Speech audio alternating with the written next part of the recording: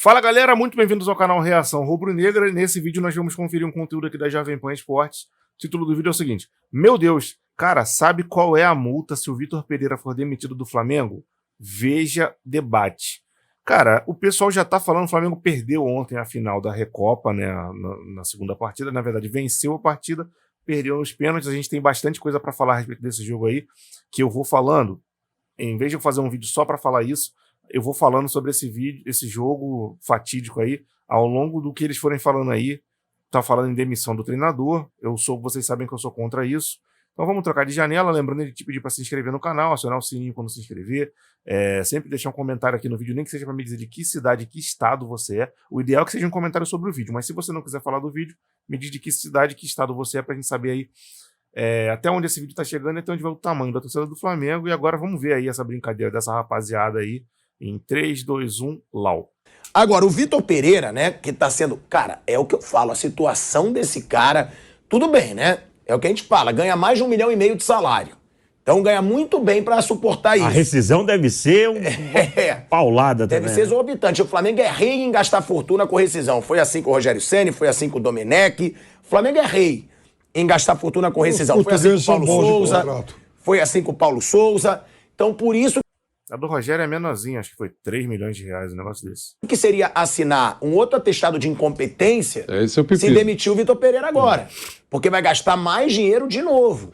Agora, o Vitor Pereira, né, que está sendo tão secado aí, com razão pelos corintianos e pelo Brasil todo, quem não é Flamengo, ele falou ontem na coletiva de imprensa e ele defendeu o time. Ele falou que... Nem vi essa porra dessa coletiva. O Flamengo perdeu o jogo, fiquei puto, desliguei. Botei uma série e assisti a porra da série até dormir. Desgraça de jogo escroto do caralho. Agora ele tá vendo um grupo com um cara que tá lutando, um grupo alinhado. Vamos ver aí a declaração do Vitor Pereira. É assim, naturalmente, nós não desejaríamos ter começado desta forma, né? Desejaríamos ter começado com títulos, mas ao mesmo tempo é um trabalho que está muito no início. Os 2 últimos jogos, com todo o elenco praticamente a jogar, não é? O último jogo com o Botafogo e o jogo de hoje, deram sinais claros de um grupo que está unido, que quer jogar um futebol agressivo, que quer jogar um futebol de qualidade, que tem orientações, que está alinhado, um grupo que está alinhado. Este grupo está alinhado. E estão todos alinhados. Basta olhar para os 2 últimos jogos. E relembrar que este é um trabalho que nem 2 meses tem, que está no início. Não é como começa, é como acaba. E eu sinceramente acredito que esta equipa vai dar muitas alegrias aos adeptos. Vai jogar um futebol consistente, futebol de qualidade, agressivo. Com este espírito de grupo e alinhados também com o sentimento da torcida, naturalmente compreendendo que todos nós hoje é um dia triste, estamos tristes, estamos frustrados com o resultado, portanto entende-se a frustração. Olha aí, é ele acreditando no grupo, tá? Sinceramente eu não esperava que ele falasse outra coisa, cara. Porque a gente já viu o Paulo Souza bater de frente, perder o grupo, a rapaziada parar de se empenhar, e que é um comportamento escroto dos jogadores também, não tô querendo passar pano. Lógico que ele deve estar cobrando os caras pra caralho, mas conforme ele vê um resquício de algum resultado, de alguma coisa melhorar, ele vai na coletiva e fala: o grupo tá alinhado, tá melhorando, tá entendendo as orientações, que não sei o quê, tenho orgulho desses jogadores, não sei o quê, o grupo bom. E aí os caras estão vendo na coletiva o jogador, o que ele tá querendo, o Vitor Pereira, inteligente, malandro, tá querendo que os jogadores comecem a responder dentro de campo, entendendo que o treinador tá percebendo o esforço que eles estão fazendo. E só para passar uma informação que eu recebi agora, que o Vitor Pereira tá fechado com a diretoria e com os jogadores do Flamengo, tá? Que ele vai ter ainda mais chance, só que parece que o estadual pode ser a última chance. Aí também não é tão fechado assim. Fechado até certo ponto. Fechado até a página 10. Fechamento. Fechado até a página 10. A tolerância que a gente falou. O que o Braz falou antes da volta do Mundial? Eles lembram ou não? Não, que ele contratou o técnico pra temporada. E aí a temporada pode ir até o final do estadual. Ou seja, ele teria mais um mês, então, porque o estadual vai ter mas eles não falaram que... Eles analisaram o trabalho do Dorival e acharam que não tinha mais nada para dar. É muito coerente que façam a mesma coisa com o Vitor Pereira. Olha, na nossa análise, eu estou imaginando, nossa análise, ele tem muito para dar e vai ficar até dia 31 de dezembro. Na nossa, talvez não falem isso publicamente, mas a nossa análise internamente, olha, gente, é o campeonato estadual, vai jogar contra o Nogueirópolis e o Faustópolis e tal, tem que dar uma voltinha olímpica aí para dar um gostinho, passar um açúcar nos lábios. E daí não passa. Será que é isso mesmo? Não. Pode perder o Campeonato Paulista, o Carioca, o que vier pode perder, mas vai virar uma orquestra sinfônica até o final do ano. É isso, a gente não sabe. Agora, que é um pepino, até para estadistas que integram a direção do Flamengo, para que eles resolvam. Eu acho que ele deveria ficar pelo menos até o dia 28 de abril, porque 28 de abril é o dia da sogra, e isso é uma data muito sensível para ele. Agora... Vai tomar no teu cu, cara.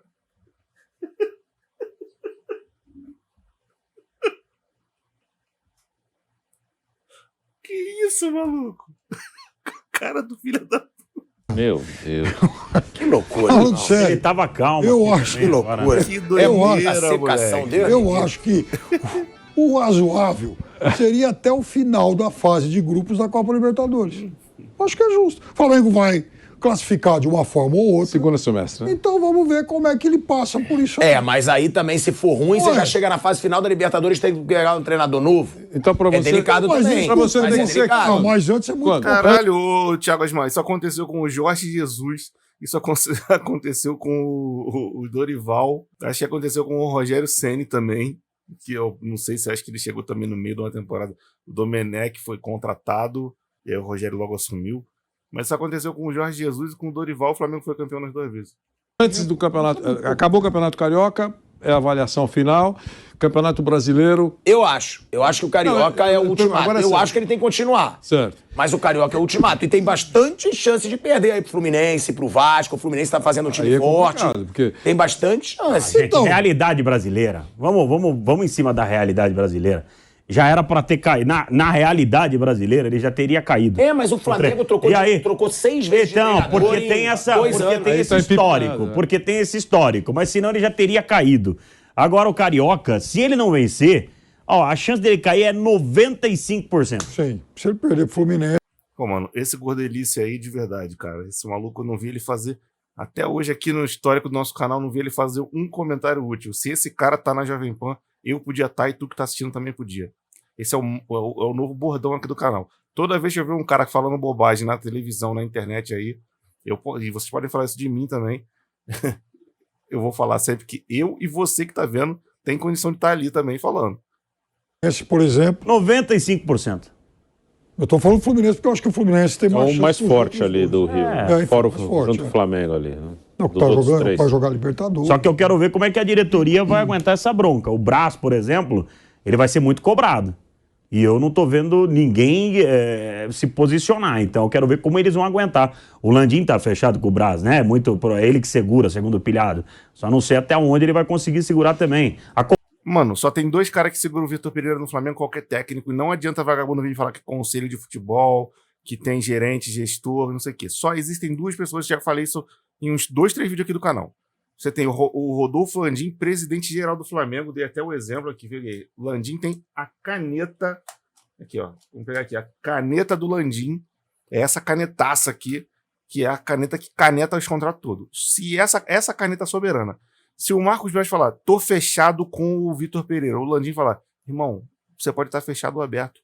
Eu quero ele fora, ele vai fora, tá demitido e eu vou pagar a multa e acabou. Se o vice-financeiro, o presidente financeiro do Flamengo lá, fala, mas Landim, a multa é alta, que não sei o que, não pode. Eu quero mandar embora, eu mando nessa porra, ele vai embora, acabou. Aqui, ó, abri a caneta para assinar o distrato no contrato dele, acabou, fim de papo. O Landim tem esse poder.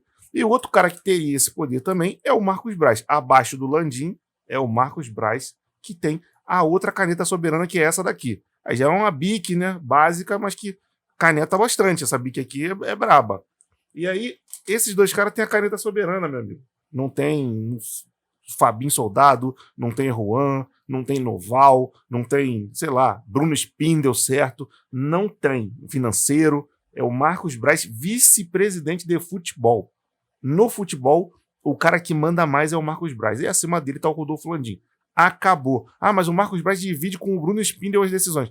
Ok, mas quem é o vice-presidente de futebol? Marcos Braz. É ele que manda. Se ele não quiser mandar o Vitor Pereira embora e o Landim quiser, Vitor Pereira cai. Se o Marcos Braz quiser mandar embora e o Landim não quiser, não cai. Se o Marcos Braz conseguir convencer o Landim, ele decidir se convencer o Landim, cai. Mas a decisão é desses dois. Se outra pessoa influencia, se o cara ouve, não, ele escuta o Bruno Spindel. Aí é problema dele, ele quer escutar o Bruno Spindel. Ah, o Landim escuta a esposa dele, chega em casa, mulher, manda o Vitor Pereira embora, ele fica. Aí ele fica. O Landim ouve a esposa dele porque ele quer, mas esses dois caras têm a caneta. Ninguém mais tem caneta soberana no Flamengo, no futebol, além do Landim e do Marcos Braz. Tem outros blue caps lá, mas esses dois têm as canetas que assinam os contratos e os distratos da galera que dispensa jogador, que demite treinador, que contrata. São esses dois aí. Não adianta que ninguém me convença do contrário. A cobrança lá é muito forte. A torcida do Flamengo não é fácil, a imprensa, enfim. Vai ser complicado aí para a diretoria do Flamengo também. E ó, a informação, né, que tem aí no site torcedores.com é um bom site, é um site que já deu aí algumas notícias. Também não sei se a gente pode cravar, mas é que a multa do Vitor Pereira gira em torno de 4 milhões de euros. Aí você já vai para 22, 23 milhões de reais. Com certeza é alto. Na atual situação. Ou seja, não é tão simples demitir o Vitor Pereira. Não é assim, e aí, vai até o estadual? Não vai. Você já vai sair de 22 milhões de reais. É quase... Não, é menos, né? É menos, mas tipo, o que você ganhou? A gente vai para um break. A gente vai para um break rapidinho na Rádio Jovem Pan. Seguimos no... 5 rendas de ontem. 5 rendas de ontem? Quanto que custou o João Gomes, ô Bruno? Foi 18 milhões de euros. De euros. Aí é bem mais. Nós falamos de 25 milhões, né? Ontem deu 5 milhões. Imagine, a multa seria, se for... em torno de 23, 24 milhões de reais. 5 Maracanãs ontem. É quase o preço do Lázaro. 5 rendas de ontem. Quer dizer, não é brincadeira, é uma pancada. É isso, até nisso o Flamengo erra nas negociações. Tem que botar... Se eles sabem que a diretoria costuma errar na escolha, bota a multa rescisória menor. Mas o cara não fecha. Mas aí o cara não fecha. O cara não toca. Sabendo do histórico aí, o cara que não vai fechar. O cara mandou sem treinador no Mas então não fecha. Então não fecha. A sogra deve ter dito, fecha. Sabe por quê? Se o cara fala, eu não vou largar minha sogra aqui pra ir embora sem multa. Sabe por quê? Qual é esse maluco aqui, cara, tá o puro suco do stand-up. Que isso, cara? Só um puto desse pra me fazer ficar dando risada no vídeo que fala da situação do Flamengo, que tá uma merda. Porra. A situação, claro, é muito cômoda pro treinador, mas mais uma vez o Flamengo se lascando. Sim. Mais uma vez uma negociação errada. Como diz o Bruno, uma gestão de futebol terrível. O Bruno falou isso ontem, falou isso hoje de novo. E é verdade, é porque esse time do Flamengo ele é muito mais forte que os demais em nome. Então, às vezes, mesmo não jogando tudo que pode, é campeão. Mas, realmente, a gestão faz escolhas, às vezes, bem ruins. Pra não falar muitas vezes, né, Bruno? Isso, nessa parte de escolha de treinador é um desastre. Né? Se você troca tanto em tão pouco tempo, é que você tá errando. Ou até na avaliação deles, porque eles estão trocando, né? Não é a torcida, a gente, e eles são muito suscetíveis à pressão de torcida. Mano, o argumento desses caras é foda. Aí a gente vai perguntar, tá, mas então quem tá acertando? Aí todos eles ali vão falar, o Palmeiras tá acertando, o Abel Ferreira, grande treinador. Tá no Palmeiras aí 2 anos e pouco. Beleza, o que ele ganhou no Palmeiras? Ele ganhou 2 Libertadores, aí eu vou falar, o Flamengo também, trocando de treinador 6 ou 7 vezes. Ele ganhou Campeonato Brasileiro, que, sei lá, o Flamengo ganhou 2. Eu acho que o Palmeiras ganhou 1, o Abel Ferreira acho que ganhou 1. Acho que foi isso. Aí o Flamengo ganhou mais, trocando treinador. Cada um ganhou 1. Ganhou estadual, o Flamengo também ganhou. Ganhou Recopa? Ganhou Recopa. O Flamengo também ganhou. Ganhou a Supercopa em cima do Flamengo. Tá, o Flamengo ganhou a Supercopa também em cima do Palmeiras. Até aí, beleza. Ganhou a Copa do Brasil. O Flamengo também ganhou, com outro treinador. Trocado, né? No caso. Então, de coração, é meio até esquisito a gente falar isso, defender a diretoria do Flamengo nessa hora aí que a situação tá uma merda. Mas, cara, os caras trocaram 7 vezes de treinador e os 7 aí, praticamente todos, foram campeões de alguma coisa. Então é difícil, a gente tem que, nessa hora, o argumento tem que vir frio aí, né, friamente. Assim, eu acho que o Flamengo não deve demitir o Vitor Pereira, já vou me adiantar na minha opinião, não deve demitir, não acho. Só que o Vitor Pereira, a impressão que me dá é que ele tá tentando fazer o modelo do Dorival funcionar com uma pitada do jeito dele, corrigindo o que ele achava que o Dorival fazia que não funcionava. Só que não é tão fácil assim descobrir qual era o problema que estava cometendo esse 11 inicial aí do Flamengo a partir de final de outubro ali, novembro, até o fim da temporada passada. Então, a tendência que eu enxergo, qual que é? Ele tentou fazer isso para tentar ganhar esses títulos aí que ele teve para disputar, que foi o Mundial, a Recopa e a Supercopa. Não conseguiu. O estadual ele foi levando em banho-maria, jogando com um time de revezamento, e os moleques não estão comprometendo. O Flamengo está em primeiro lugar geral, invicto no campeonato, mesmo às vezes não jogando tão bem, que é um sinal do nível do campeonato ruim, nível ruim. E aí eu acho que a tendência agora é ele começar a buscar uma formação que agrada mais ele. Tipo assim, irmão, não tem final para disputar mais, agora é só partidas. Até o estadual vai ter aí decisões, a gente vai participar, graças a Deus, já estamos classificados, mas não tem mais essas finais aí importantes que tinha, não tem mais, então agora posso alterar. Então, eu acho que essas mudanças passam, de repente, pelo Pedro comer um banco. Pedro não tá bem fisicamente, tecnicamente, Pedro tá mal aí, tá ruim. O Gabriel voltar para referência ali no lugar do Pedro, e de repente ele vir com uma formação que envolva botar o Cebolinha no time no lugar do Pedro e tirar o Arrascaeta também, que tá precisando comer um banco para poder se recuperar física e tecnicamente, e aí lançar alguém na outra ponta, que pode ser o Marinho, pode ser o Matheus Gonçalves. De repente vale a pena ele começar a entender se o Matheus França é um substituto pro Arrascaeta ou não, porque esse menino já tá no profissional do Flamengo desde o ano passado. Eu acho que já tá um pouco na hora de ele começar a mostrar que veio, mostrar de fato se ele vale tudo isso da multa que botaram nele de 1 bilhão, ou se é o novo Adrian aí, com vidro elétrico, como o cara lá gosta de falar. E é isso aí que eu penso. Acho que agora o Vitor Pereira vai falar, porque, irmão, agora acabou a brincadeira, agora... E ele vai tentar, eu acho, armar o esquema do Flamengo para jogar nesse câncer 4-3-3 aí que todo mundo gosta tanto aí de ver os times jogando. Com 2 caras pela ponta, os jogadores de beirada, né, que o pessoal gosta tanto aí de usar. O lateral com o secretário, que o jogador de beirada é o secretário do lateral. Então eu acho que ele vai começar a botar um esquema desse implantado. Eu espero que o time jogue bem dessa forma, ou que pelo menos o pessoal entenda mesmo o que o Vitor Pereira quer com esse time. Porque até então, o que a gente vê é ele tentando reproduzir o esquema do Dorival com ajustes. Só que, assim, ele tinha muitas partidas pela frente, não teve uma pré-temporada completa direitinha, que os caras deram aí 45 dias de férias pros caras, não sei por causa de quê. E é isso aí que eu penso. De imprensa, de rede social, o que também não é... O cara que está numa função de diretor de futebol do Flamengo ou presidente do Flamengo, ele não pode ficar toda hora... se estão reclamando, eu vou trocar. Aí não dá, aí você põe qualquer um para dirigir.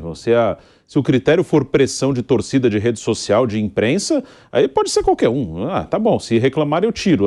Isso aí qualquer pessoa faz. Então é bem ruim. Assim, o Flamengo ele tem um elenco de muita qualidade e às vezes ele pode jogar pouco tempo bem, como foi ano passado. Ano passado o Flamengo jogou 2-3 meses bem e foi suficiente para ganhar 2 competições de mata-mata. Já nos pontos corridos, aí, ok, o torcedor quer ganhar os títulos. Claro que o torcedor ficou feliz de Libertadores e Copa do Brasil, mas para fazer uma análise, um time com esse elenco, ele tinha que ser o principal candidato a título no campeonato de pontos corridos, que é de regularidade.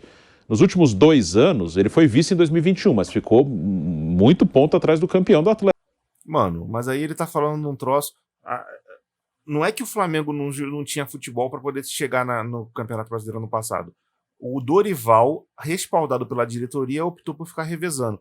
O ponto-chave desse revezamento aí ter sido uma escolha não tão esperta em relação ao título brasileiro foi aquele jogo do Ceará que o Flamengo jogou depois do Palmeiras, sabendo que o Palmeiras já tinha perdido ponto. Deveria ter entrado com o time principal ali contra o Ceará para amassar o Ceará dentro do Maracanã e jogou com o time reserva e empatou. Depois foi para São Paulo jogar contra o Palmeiras. Deu calor no Palmeiras ali no primeiro tempo, 1-0 Flamengo. No segundo tempo demorou muito o Dorival a mexer. Quando ele já estava botando o Pedro e o Everton Ribeiro, antes de a bola parar e os caras entrarem, o Palmeiras fez o gol do empate e o jogo terminou empatado. Essas duas partidas foram cruciais para o Flamengo abandonar a disputa do título. Depois foi só água abaixo e esse revezamento aí. Se não tivesse revezado, tivesse ido com força máxima, acho que o Flamengo terminaria mais bem colocado o brasileiro ou disputaria o título até o final. Atlético. E ano passado ele ficou em 5º lugar.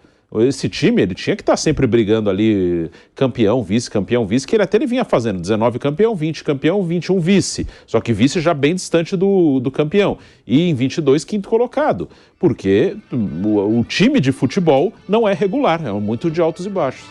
A gente vai voltando aí pra Rádio Jovem Pan com o coquinho secando ainda com musiquinha. Estamos de volta à Rádio Jovem Pan. Um coquinho, nosso operador, né, de áudio aqui, tirando onda, botando o hino do Flamengo. A informação de acordo com o jornal O Globo, tá? Paulo Souza, a multa foi de R$7,5 milhões. Domenech, eu lembro que foi R$12 milhões. Rogério Ceni, se eu não me engano, foi 5. Foi 5. Foi R$5 milhões. E a do Vitor Pereira, R$18 milhões. Então, ele viu o que aconteceu com o Domenech e viu o que aconteceu com o Paulo Souza. Sim. Ele falou, vou botar a multa lá no teto. E aí, problema do Flamengo. O Arrascaeta, que foi um dos mais questionados aí nessa situação, né? O Arrascaeta que vem sendo questionado nessa temporada, é a pior temporada dele, com certeza, pelo Flamengo, o pior começo de temporada, né? Tá muito cedo pra falar. Ele teve a lesão no pubis, tava jogando no sacrifício, às vezes até com infiltração. E aí recuperou.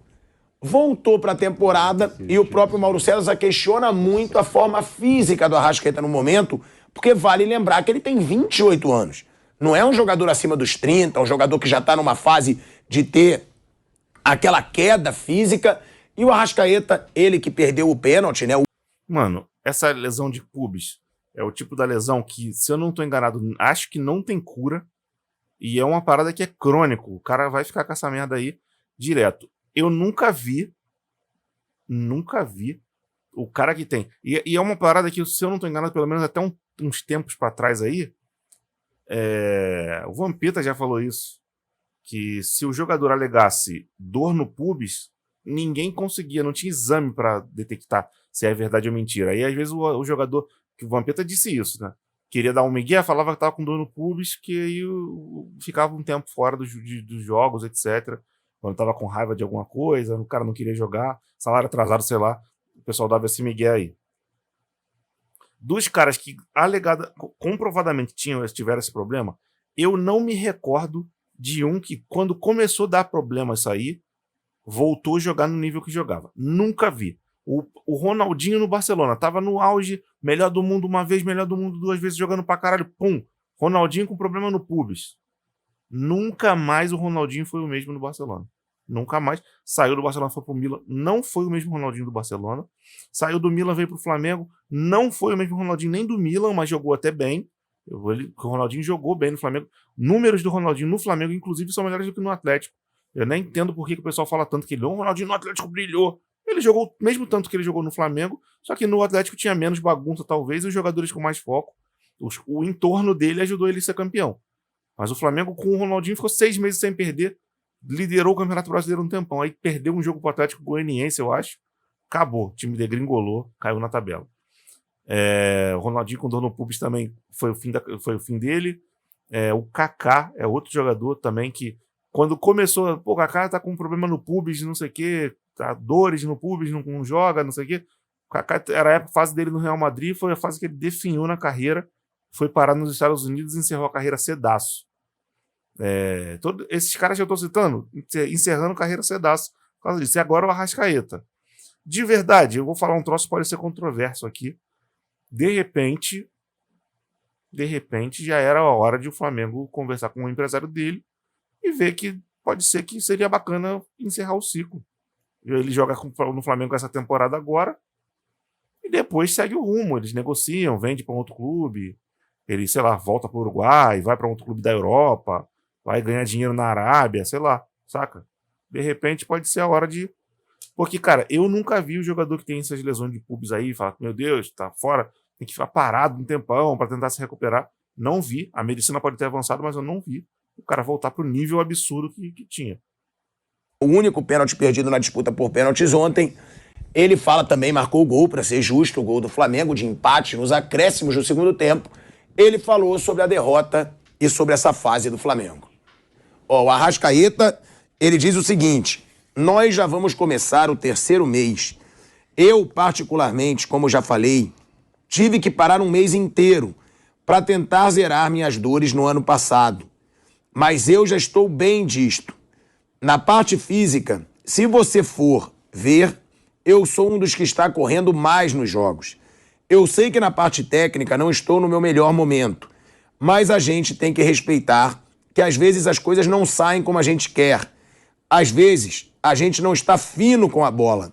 E a forma de resolver isso é trabalhando e acreditando no trabalho do nosso treinador. Então ele chama aí para confiança no trabalho do treinador, fala dessa fase técnica dele, mas se protege com a relação física. Eu discordo um pouco. Eu acho que o Arrascaeta não marca tanto quanto os demais.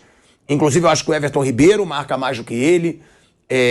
Os volantes marcam, o Gabigol corre mais do que ele.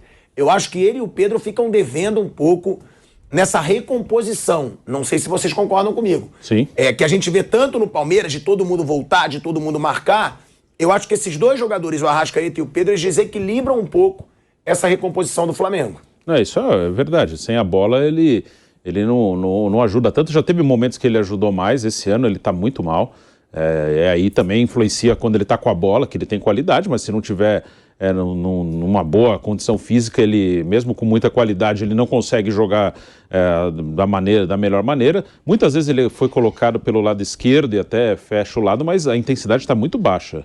E aí o Flamengo, ano passado, ele tinha dois volantes mais marcadores, o Thiago Maia e o João Gomes. Isso compensava um pouco a recomposição sem bola ali dos quatro da frente. Esse ano ele perdeu um dos seus volantes marcadores e tem o Gerson ou o Vidal por ali. O Vidal já mais velho, o Vidal até no seu auge era um cara muito forte fisicamente, agora está mais velho. O Gerson é um cara mais técnico, né? O Gerson não é um cara tão rápido, é um cara mais técnico. Lógico que é possível você jogar com o Gerson no time. O Gerson com a bola é muito mais jogador que o João Gomes, por exemplo, mas requer uma adaptação que ainda não foi feita. Então o Flamengo ele é muito frágil sem a bola. Até o Del Valle, o que eu falei, é um time lento no contra-ataque, que espaço tinha.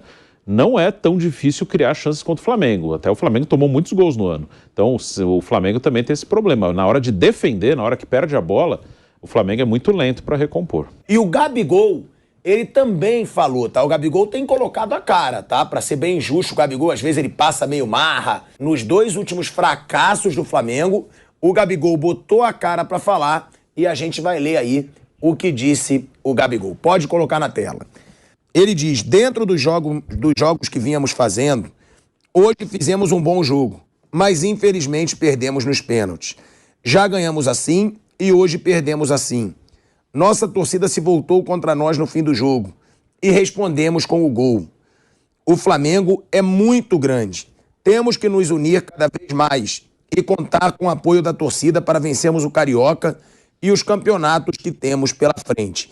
Então é o Gabigol falando de bom jogo, eu discordo. É bom primeiro tempo, ponto. O Flamengo fez um bom primeiro tempo, não fez um bom jogo. E de novo eu repito, contra um time muito inferior a ele. Ou seja, bom jogo seria jogar bem os dois tempos e sair com a vitória, que não foi o que aconteceu, pelo contrário. Fez um gol no último minuto, ali ó, no sufoco. Então eu não consigo chamar de bom jogo. Agora o Gabigol, ele faz esse questionamento, né? Que a nossa torcida se voltou contra nós no fim do jogo e respondemos com o gol. Se voltou contra porque está impaciente e está vendo uma vergonha atrás da outra no começo da temporada. Porque ontem a torcida se uniu, a torcida cantou junto, a torcida durante grande parte do jogo empurrou o Flamengo e quando viu que o bicho já estava pegando, realmente gritou, né? As torcidas organizadas do Flamengo se juntaram todas num lugar só para empurrar o time, etc. Eu vi a nota que o pessoal que eu sigo. Eu não sei se eu sigo a Raça e a Jovem. A Raça Rubro-Negra eu sei que eu sigo. E aí eu tava vendo lá que eles fizeram um bagulho com os logotipos das torcidas organizadas dizendo que estariam unidas para empurrar e conduzir o Flamengo e não sei o quê. Não adiantou muita coisa. Aquele gritinho de time sem vergonha. E aí o Flamengo achou um gol ali no último minuto, a torcida voltou a apoiar, mas deu ruim de novo, Piper. Eu acho que o Flamengo não fez um jogo desastroso ontem. Então o Flamengo fez um bom primeiro tempo, a gente já falou sobre isso aqui, caiu depois, porque fisicamente o time realmente ele tá com esse problema. Mas é um Flamengo, veja, isso não é querer arrumar desculpa ou algum prêmio de consolação, mas o Flamengo evoluiu, assim, ele melhorou em relação ao jogo lá do Equador. Lá o Flamengo jogou muito mal. Porque, vejam, o Bruno falou muito sobre isso ontem, esse time do Del Valle, ele tem algumas virtudes, é um time organizado e tal, mas você não precisa ter medo em relação ao contra-ataque deles, porque é um time lento. Então você não tem que jogar com muita gente atrás, né? A defesa pode jogar mais alta, o time pode estar mais compactado, a defesa subir um pouco mais, jogar mais perto do meio campo para preencher melhor esses espaços. Porque essa questão do preenchimento de espaço vai ser o grande problema do Flamengo esse ano. Então o Flamengo está com um time com muitos jogadores que não estão acostumados a fazer bem esse trabalho de recomposição e lá no meio o Flamengo não tem mais a mesma velocidade para fazer as devidas coberturas. Então todo mundo que vai jogar contra o Flamengo em tese vai ter mais espaço e esse é um gargalo que o Flamengo vai ter que resolver. Então quando ele joga contra um Del Valle que tem pouca velocidade, isso não fica tão evidente. Se ele jogar, por exemplo, contra o Rony e o Dudu, aí esse problema vai ficar mais sério. Se ele jogar, por exemplo, contra o São Paulo, que é um time de pouco talento, de escasso talento ofensivo, ele também vai conseguir, de certa forma, ofuscar isso aí. Mas se ele jogar contra o Internacional, por exemplo, que é mais rápido, vai sofrer de novo. Então, o Flamengo tem que trabalhar nessa reta final de Campeonato Carioca, início lá de fase de grupos de Libertadores, em que os jogos são mais fáceis, para resolver esse ajuste. E esse ajuste vai cobrar uma mexida na estrutura do time e talvez barrar alguém dos quatro da frente. Piperno, ontem o Flamengo não teve competência de colocar a bola para dentro. Ele teve muito mais volume, na minha visão, que o Del Valle. Ele teve muito mais chances para liquidar o jogo do que o Del Valle. Então, não teve competência para colocar a bola para dentro. E os jogadores todos são jogadores do Flamengo, jogadores importantes. Então, é isso que para mim ficou muito claro. Faltou competência. Mas ele teve mais volume de jogo, muito mais volume do que o Del Valle. Agora, perder é o cenário todo, né? É a taça que está sendo disputada, é início de temporada, é um novo treinador, está todo mundo entendendo. Quando ele mudou, o discurso foi que talvez o que tenha atraído mais o professor Vitor Pereira foi a oportunidade de ter, logo de cara, 4 títulos para disputar. Vou falar até mais específico. O que atraiu o Vitor Pereira a treinar o Flamengo foi o seguinte. Assim, ele foi convidado para vir para o Flamengo antes de vir para o Corinthians, não aceitou, quis continuar na Turquia. Pouco tempo depois, ele foi demitido do Flamengo, mal contratou o Paulo Souza, ele ficou sem clube, o Corinthians foi atrás dele e ele vou lá ver qual é. Ele ia voltar para Portugal para ficar lá com a família dele, a questão da sogra dele, que tem Alzheimer, etc., que realmente é um negócio chato, complicado para a família, que tem que ficar cuidando da pessoa que está com um problema desse. O que atraiu ele, especificamente, não foi que ele ia jogar Recopa e Supercopa e o lance dele era o Mundial. Ele tinha um jogo teoricamente mais fácil contra um adversário que ainda seria definido, mas poderia ser o não sei o que Casablanca, o Al Hilal, ou um time da Nova Zelândia, não sei o que. Ele sabia que o Flamengo era um time que teria condições de disputar um jogo, assim como o Al Hilal fez, jogar um jogo que dá jogo contra o Real Madrid. Se vai vencer, é outros 500, mas ele sabia disso. Então, o olho dele qual foi? Porra, eu tenho a oportunidade de jogar uma partida contra o Real Madrid. Se eu consigo jogar um bom jogo, ou surpreender o Real Madrid de alguma forma, vencer a partida, ou perder, mas de um jeito que deixe o Real Madrid numa situação ruim, durante uma parte da partida e tal, eu tenho chance de adentrar um mercado que eu ainda não consegui. De repente cavar uma vaguinha na La Liga, de repente cavar uma vaguinha na Premier League, de repente conseguir uma vaguinha aí numa Bundesliga, numa liga importante ali na Itália, uma liga importante ali da Europa. Então o objetivo dele era esse, era disputar contra o Real Madrid e quem sabe aí conseguir fazer um bom jogo para poder voltar para a Europa pulando etapa, indo para um time de um escalão maneiro, etc., sem ser os times que estavam mais periféricos, tipo o Fenerbahçe e etc. Só que infelizmente o plano dele não deu certo. Ele não cresceu, tem vários títulos para disputar. Ele queria jogar o jogo contra o Real Madrid, infelizmente o Flamengo não teve competência para chegar na final. Nesse curto período, conquistasse 4 taças, ei, Vitor Pereira, vim aqui só para te ver. E ele acreditou nisso também, imagino. Já né? aceitaríamos umas 3, né? Hã? Já aceitaríamos claro, 3. claro. Eu não sou cruel como você, dizendo que tem medalha de prata, tem 2 de prata e medalha de bronze. Nesse começo de ano. Mas aí é crueldade. Não. Bom, é isso aí então, o vídeo. Eles falaram a respeito já de demissão do Vitor Pereira, não sei o quê. Já disse para vocês que eu sou contra isso. Eu acho que o Vitor Pereira tem que ir no mínimo até o final do ano, terminar o Brasileirão ainda trabalhando no Flamengo, e aí, ao fim da temporada, você avalia o trabalho dele, se foi positivo ou negativo, e decide se continua ou se sai. Porque senão, cara, vai ser essa balbúrdia, treinador saindo do Flamengo a cada 6 meses, e falta aí, a torcida tem que ser reeducada para poder entender que o treinador tem que vir para a temporada, e a imprensa também tem, porque esses caras estão aí cobrando a demissão do Vitor Pereira com 2 meses, como já cobraram aí as mesmas pessoas aí na imprensa, que o Abel Ferreira fosse demitido lá no início, quando ele assumiu, depois que o Luxemburgo caiu, ele assumiu o Palmeiras e começou enfileirando maus resultados. E o cara tá aí, 2 anos e pouco, fazendo um trabalho legal, de continuidade, mesmo tendo alguns insucessos de vez em quando. Virou um cara inquestionável. Tudo que ele faz, ele pode. Ele pode trocar jogador, botar o Scarpa de lateral esquerdo, ele pode pegar um volante e botar na zaga, ele pode. No Flamengo não pode. Vira um absurdo fazer qualquer tipo de substituição de jogador que não seja 6 por meia dúzia. Então, fica muito difícil trabalhar assim. Sobre a partida do Flamengo contra o Independiente Del Valle aí, Maracanã, quase 80 mil pessoas. Para mim, esse aí, por mais que seja um campeonato sem importância, uma taça comemorativa, né, sem importância, campeão contra campeão, esse aí já virou talvez o segundo maior vexame da história do Flamengo, que é perder um título dentro do Maracanã lotado, tendo um time melhor. O maior vexame para mim da história do Flamengo é o Flamengo de Santo André de 2004. Aquilo ali, pelo amor de Jesus Cristo, aquilo dali me fez ter nervoso de imaginar o Abel Braga comandando o Flamengo. Você não imagina como que eu me senti quando o Flamengo contratou esse cara em 2019, ali no começo do ano. Porra, pelo amor de Deus. Esse de ontem